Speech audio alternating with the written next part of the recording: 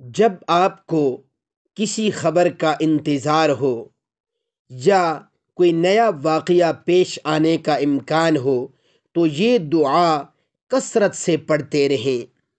اللہم انی اسألک من فجاءۃ الخیر واعوذ بک من فجاءۃ الشر۔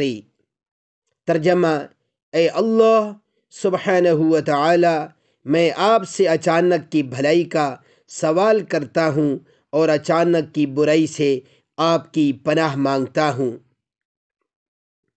فضیلت سنیے۔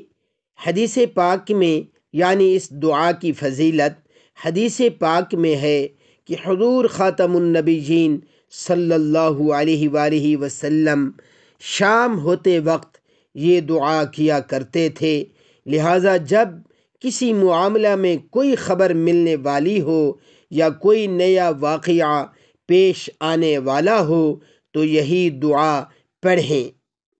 کتاب الاذکار صفحہ نمبر 104۔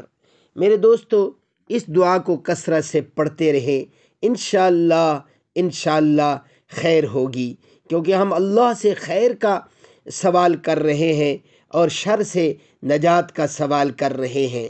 تو انشاءاللہ چاہے وہ کوئی خبر ہو یا کوئی واقعہ ہو، اس میں اللہ کے فضل و کرم سے ہمارے لیے خیر ہی خیر ہوگی، لیکن ہمارا کام اس دعا کو کثرت سے پڑھنا ہے۔